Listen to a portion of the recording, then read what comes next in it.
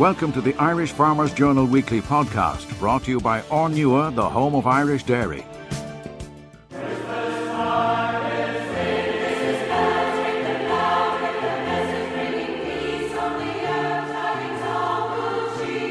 Hello, Patrick Donoghue here, news editor with the Irish Farmers Journal.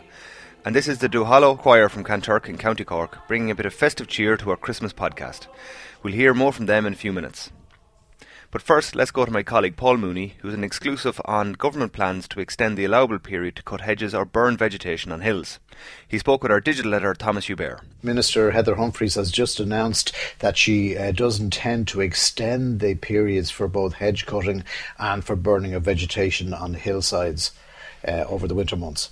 So is that a blanket extension? Can we expect everybody to cut or burn for one more month? No, that's not the case. She has announced that there will be strict criteria applying, and further this is being done on a pilot basis, Thomas, for 2 years. It may or may not be continued after that, depending on the assessment of what the impact of these 2 extensions will be. How was this announced? What's the process at stake here? There has been considerable lobbying by farmer groups, Thomas, of the Minister and her department over the past year or two on this matter. And a year ago, the Minister gave a commitment that she would look at it. So she invited in submissions from all interested parties, farm groups and from various wildlife and environmental groups. She put together an expert group of her own officials in her department. They took in 200 submissions by the deadline of last January, Thomas, and they have considered them and now come forth with recommendations. Okay, so 200 recommendations. It's not only farm organizations. I'm sure we've heard a lot of environmental groups talk about this issue. They were involved as well. Absolutely. They would have been looking very closely at this. I mean, everybody accepts, including farmers, that hillsides, for example, are important biodiversity areas, reservoirs for biodiversity, and hedges fulfill an equally important role. Nobody disagrees with that. I suppose there can be disagreement on where the balance lies between practical farming and between protection of biodiversity. When can we expect this to be more detailed and put into practice?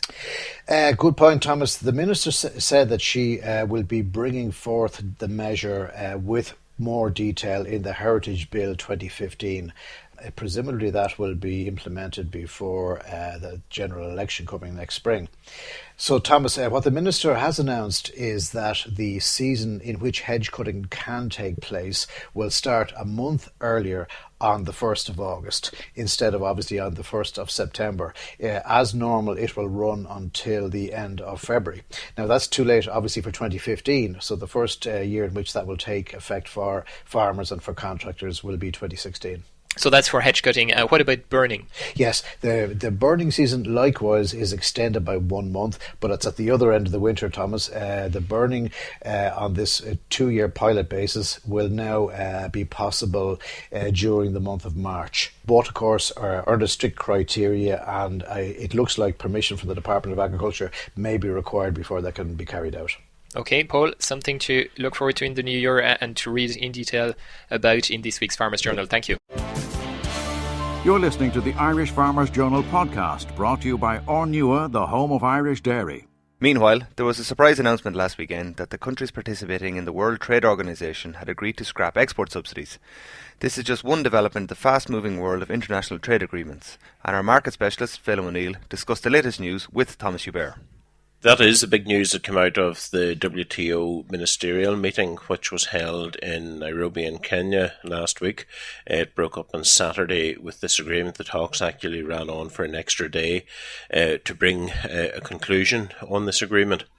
And basically what it means is that the remaining WTO countries that would have paid an export subsidy to their companies, to their businesses, to export produce onto the world market, they have agreed to cease doing that. That's something that in the past Ireland would have benefited greatly from EU export subsidies, particularly on its beef and dairy products. Yeah, we used to call them export refunds. Correct, EU. That's what and they were. those have been withdrawn several years at this stage. Europe has, if you like, in previous discussions, agreed to do that.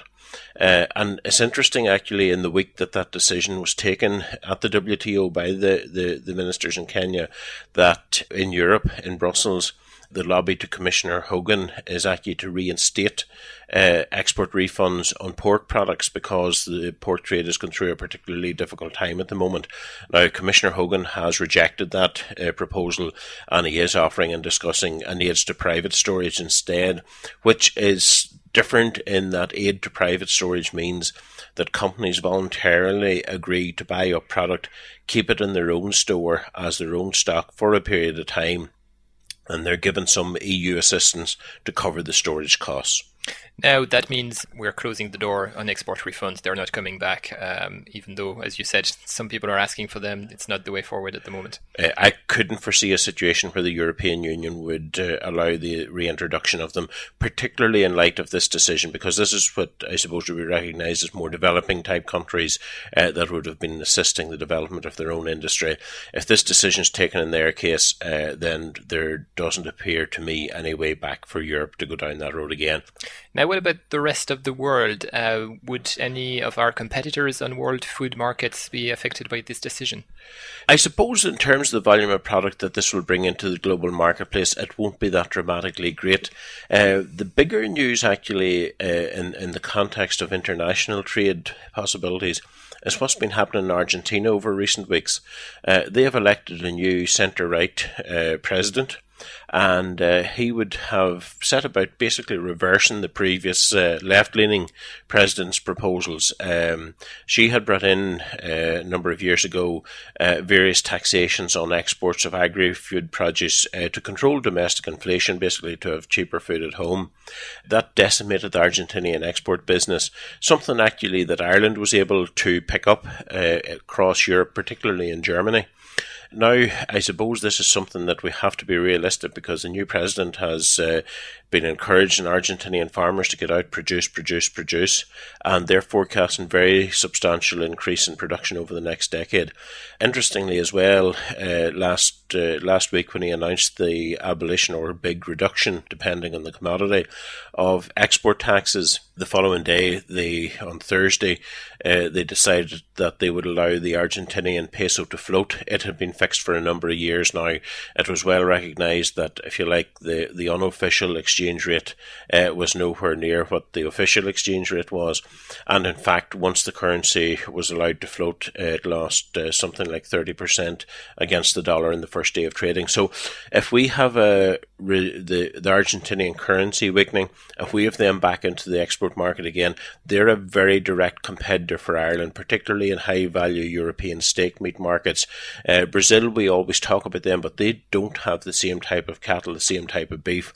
They don't go into the high-quality market. It's not as it's a tropical breed cattle that's the predominant animal in Brazil. It's a tougher eating beef, whereas Argentinian is very much traditional UK Hereford Angus type breeding, and they are very much direct competitors for Ireland whenever they get re-established in export markets, and that is going to be a feature of 2016. Finally now, if we look at the bigger picture, big trade agreements, TTIP, Mercosur talks, where do we stand at the end of the year now? Yeah, there had been some speculation that we could have seen TTIP move at a pace, and I think even the Taoiseach would have been on record earlier this year saying he expected agreement before the end of 2015 or not at all. From what I can gather, there is great enthusiasm at a political level both in Europe and the United States to achieve a deal. The agreement between the US and the Pacific Rim countries is currently going through the approval process, both in the States and in the individual Asian countries as well. That is taking some time. I've no doubt once that's completed, there will be a big push in the early spring to try and bring a trade deal with Europe, TTIP, between the European Union and the United States. They will try to conclude that. If they don't get it achieved in the first few months of next year, it's going to be very difficult, because America then will be going into presidential election mode, and in that sort of environment, trade deals are unlikely. Getting the Congress approval, etc., their minds, quite frankly, will be in politics as opposed to trade.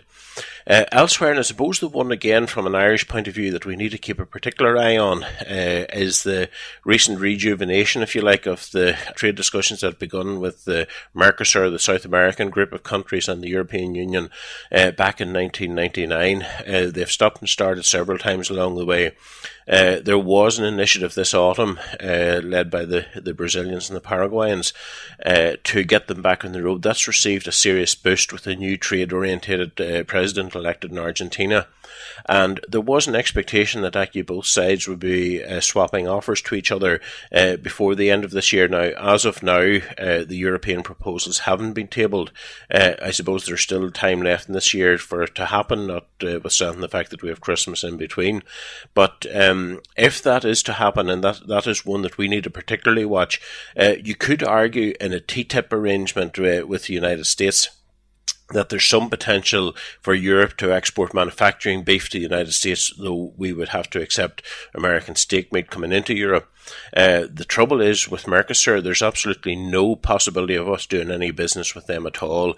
The trade will be all one way on beef in particular, dairy to a slightly lesser extent, pork and other commodities. Chicken is something that Brazil would expect that they would be huge volume producers of it. We now have JBS established in Northern Ireland through the major Moy Park plant. So there are an awful lot of ways that product can come in from South America. There's no possibility of us doing business with them. Brazilian cattle at the moment are just over €2 a kilo. We're not happy with ours when they're coming up on €4 per kilo. So I'm afraid a trade agreement with Mercosur would hold no positive attributes for agriculture at all. Okay, loads to keep watch on in the new year, Phelim, and in the meantime, there's details of this WTO decision in this week's Irish Farmers Journal and at farmersjournal.ie. Thank you. Thank you. We hope that you're enjoying this Irish Farmers Journal podcast, brought to you by Ornua, the home of Irish dairy. Find out more at farmersjournal.ie. Christmas is all about children, and one father who will definitely be spending some time with his family this week is our farmer writer Ronan Delany. His farm in County Meath is a busy enterprise with sheep, cattle and an agri-tourism business, but he told Thomas Hubert that the birth of his daughter has changed the way he farms. We have beef and sheep farm, mainly should I say sheep and beef farm. We have a flock of about 400 ewes and we finish everything for the French lamb market. We buy in weanling heifers and finish them through to beef, and we have a small herd of pedigree belted Galloway cattle, and we also are involved in the agri-tourism industry as well, which was probably a lifesaver to the farm a lot of the time, in that it brought in a substantial income to help us all get through the tough times. And where are you located? Dunshaughlin in County Meath. So would you have a lot of visitors on the tourism side for the Dublin area? Yeah, when my parents set up firstly it was a bed and breakfast and then self-catering apartments, a lot of people said they were mad. Who's going to come to Dunshaughlin to stay in a farmhouse bed and breakfast? But yeah, the airport, the ferry port, Dublin, the Hill of Tara, Newgrange, it's amazing the amount of people that come from all over the world to our area that you would never see every day going about, only you're involved in the business. So, you know, like there's thousands of people going to Newgrange, Hill of Tara, into Dublin that if you weren't in the tourism industry you wouldn't notice them. Now, there's been a lot of change in your life recently in terms of children being born, and that's affected how you work as well. Could you tell us how you're managing that side of things? Yeah, well, in the last 2.5 years ago we had our first daughter, and the last month we had our second daughter. Before that I would have spent as much time as I could on the farm. Sometimes I wonder now doing what, because we seem to have the same number of sheep, maybe more cattle, probably running the farm a bit better. Obviously it's a joint effort with my parents, and I have a sister as well who comes out another time too. She works in Dublin, but from the point of view of having to manage kids and time and collections from creche and babysit, it's very interesting what you can achieve if you structure your time and your day and a bit of organisation. Because before we had the first child I would have been worried about how we'll get everything done and keep on top of things, and now that we have the second child I sometimes wonder what I was doing before we had any children. Also, I must say my parents are a fantastic help, and my partner Fiona as well. So how do you do this practically? Did you set yourself times during the day when you say I'm at work and I'm with my children? How do you go about that in a practical way? Yeah, we kind of allot times. My partner has her own business as well. She's a milliner, so she makes hats. So she can kind of structure her week for appointments. People contact her through the internet and phone calls, and she can set Monday and Thursday aside, or Tuesday and Wednesday at the beginning of the week. And then she'll say, right, I have meetings all Thursday afternoon, so I know I have to be in the house that day. And then if I want to go to maybe a particular mart down the country on a Saturday, I'll say at the beginning of the week, I need Saturday off, I'm going away, or we've to dip sheep. Maybe, on Wednesday if the weather's good, I won't be around. And then other times we kind of, because we live and farm not far apart, if things change on an hourly basis, we can accommodate each other too as well. And then farming is fantastic in that, obviously farm safety is huge with kids around the place, but there are certain jobs you can do and bring. Our eldest daughter loves going out to the farm, so if I have to run to the vets or the feed mill or the farm stores to get stuff, I can bring her with me. In the summertime I can count the sheep and cattle in the jeep, I can bring her in the car seat. There are jobs you can do with the kids in a safe manner, and then for other times they can't be there obviously, but it's all about just managing your time and being structured and accommodating other people as well. Has that changed the way you farm and the way you basically make choices about what you do with the livestock? It's probably focused our attention and mindset in regard to keeping not better quality stock, but stock, not easy care stock, and not using buzzwords, but we're trying to breed animals that suit the system we want to run, and we buy animals that we know will suit our farm and the way we run it and the way we work it. And while we read the best technical advice and what the better farmers are doing, at the end of the day we have to run a system that suits our situation, which I think is the most important thing for anybody. You have to do what suits you at the end of the day. Ronan, thank you very much. We'll find a lot more from you in the Farmer Rights column at farmersjournal.ie, and keep it up. Thanks, Ronan. Thanks, Thomas. Thank you.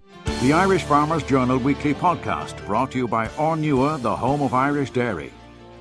Back now to the Duhallow Choir, which is featured in this week's Irish Country Living. Journalist Aisling Hussey visited this pillar of rural community in North Cork as they rehearsed Christmas carols earlier this month. Let's take a listen.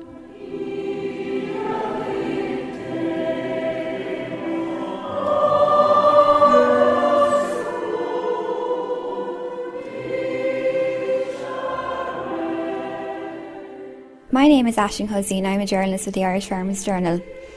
A few weeks ago, I visited Kanturk in Cork to see the Duhallow Choir in action. The group is 20 years old and its members have performed all over the world, including Brussels and New York, and in front of Hillary Clinton.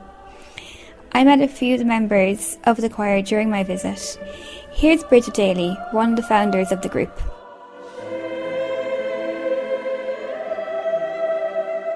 On the first night, I think it was about 40 people turned up. The conductor was amazed. He wanted to know, where did I get the people? Well, I said they were from local choir. There were people I met when I was working in the district, people I met in the group that I set up. And there were just everybody and anybody. They were just normal people. We are a rural choral society. Most choral societies are in cities or big towns. We have only a handful of people from the town. The majority of people are driving in from the country. And this is really a country choir. We went to New York, we sang in St. Patrick's Cathedral, we sang in Grand Central Station, sang for the firemen at Ground Zero, we sang at State Parliament in Albany. Many places were the first to do. It's very hard to sing in St. Patrick's Cathedral. Not everybody can perform there. It's hugely difficult to get in there to perform, and we did. Chick Donoghue was the key man for that. Yeah. Now, St. Patrick's Cathedral, he had no contact to get there, so he said to me, you better arrange that yourself. And I had this idea that I loved to sing in Patrick's Cathedral. So anyway, I came up with a bright idea, 11890, and I rang the director of inquiries and I got the number. So I rang him up and I said, I kept being put through to this department, that department. Eventually, I got through to this guy called Stanley Cox, was his name. Yeah. Same name as Pat Cox, like. And he was the associate organist at St. Patrick's. So I asked him, could we come and sing for him? And I think he thought I was not really for real. Did he think I was a jackass or something? He said, you what? I said, I want to come and sing bring a choir over. I said, can you put pencils in? He said, that's not how it works. And more or less they were trying to tell me, that's not what you do here. Send me on a CD, a sample, and I did. And your CV, and I did. And a little bit of music. And look, then he wrote back and he said that he'd considered. So I told him I was going over to America and I'd meet him. So I went away into town and into Fifth Avenue, and I called into his office and I met him. He was such a nice guy, and he actually gave us multiple entries to sing in St Patrick's Cathedral.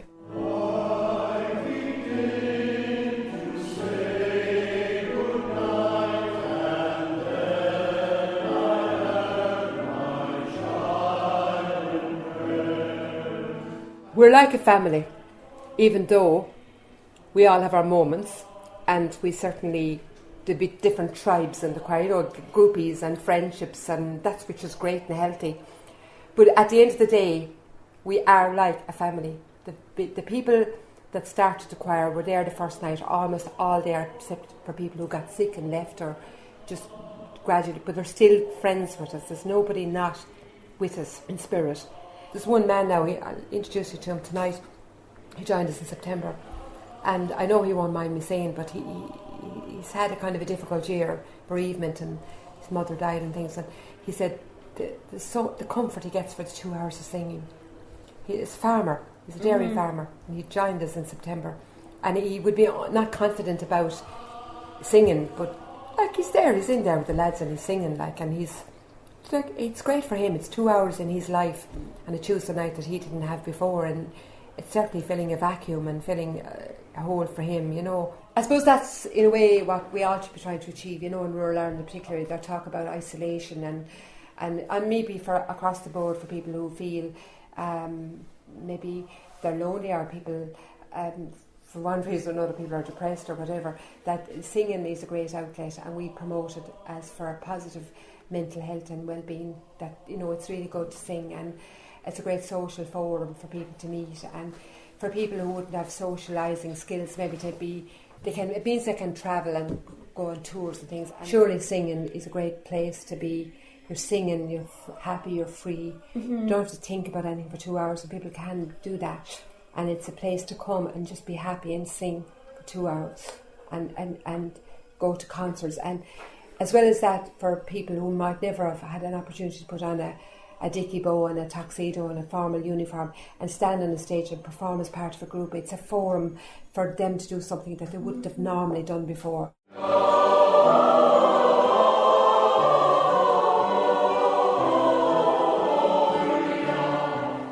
The strange thing about the conductor actually is that she knows everybody. She knows who makes a mistake.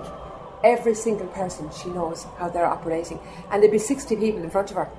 And she knows every voice, and she knows who doesn't know their line. You're behind me in time. Okay, so keep watching me, please. Stay with my mouth. Let's go on. Ring Christmas bells, ring them loud, with the message bringing peace on the earth, tidings of good cheer. Each of the members of the choir has made this choir what it is. All the people that work in the background in the choir, it's a great team, but it's really every individual member who comes every night and sings. It's what makes it. Without that, it's all very well to say I do this, that and the other. I don't really do anything if nobody turned up, because I wouldn't have anything to do. I sing in several choirs back in Germany, and it's nice to have a night out, and music always connects people, and I love singing, and they were very welcoming, so yeah, it's always nice to meet new people over music. I used to go to the Christmas concert every year with my family, and every year I'd say to my wife, "Yes, I'll have to join them." And one year she just stopped. She said, "Stop. If you don't go and join them next year, you can forget about it." And have you always been singing? Oh yeah, all my life. Love music. Yeah. Anything from heavy rock, heavy metal, you name it. If I could be at U2 tonight, I would, but I'd rather be here.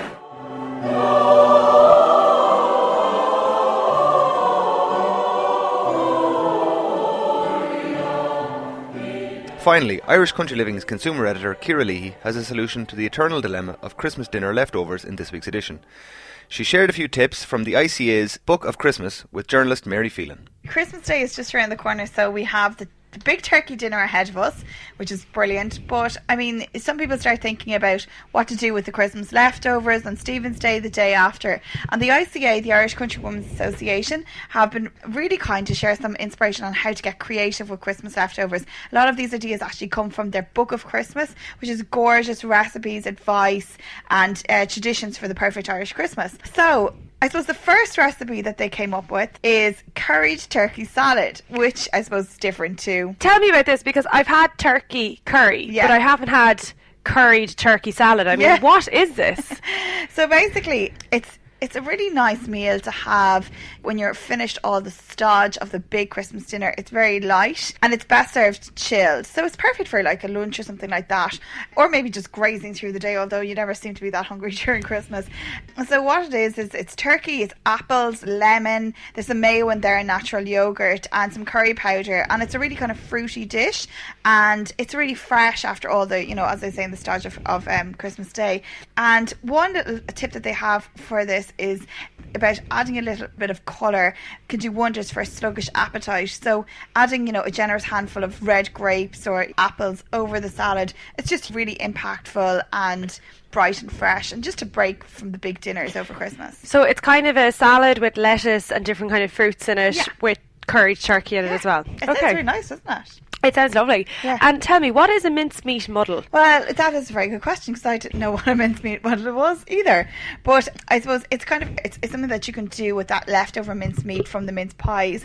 It's really great because it's an easy and attractive way to rustle up a festive dessert with very little notice. So, if you get that knock on the door that you weren't expecting, if you've got a little bit of leftover mincemeat, along with a few other useful ingredients, some shop-bought meringues, a few squares of quality chocolate, and a little whipped cream, and it's absolutely gorgeous, really simple dessert to pull together. And just to add a little extra something, you could actually flavour the cream with just a little squeeze of an orange or a clementine zest, and it gives that extra kind of chocolate orangey effect, a really extra festive effort. Wow, it sounds delicious and really easy to make as well. And finally, there's another interesting recipe for white chocolate and cranberry blondie. Please do tell me more. So basically, the traditional brownies are obviously a very heavy dessert. So this is a much lighter dessert. It's a lovely one to enjoy in the quieter days post-Christmas. Whether you're curled up with a book or you're have been out for a hike on the mountains. They're really versatile as well because they can be cut up into small little slices. So not just a dessert for yourself to have at home, but really like if somebody calls over, cut up a few fingers, and it's perfect to do. And it's very easy to make as well. And one of their tips is the flaked almonds lend some extra texture to the fruit, but you could also replace the cranberries altogether and use chocolate chips instead, with or without chopped nuts. And that might be an option for kids that they might really like that. But again, it's quite easy to make. Butter, white chocolate, some eggs, caster sugar, bit of vanilla extract, dried cranberries and almonds. Look, there's stuff that you really kind of nearly have in the press anyway. So yeah, I think that one is definitely my favourite. Wow, Ciara, it sounds delicious. I mean, forget about Christmas dinner. I'm looking forward to the leftovers already. Exactly. So that's it for our Christmas issue. I suppose we'd like to thank all our Irish Country Living readers for their support throughout the year. Wish them a very happy Christmas, and we look forward to seeing them again in 2016. The Irish Farmers Journal podcast, online at farmersjournal.ie, on the Irish Farmers Journal app and on iTunes every Thursday. Brought to you by Ornua, the home of Irish dairy.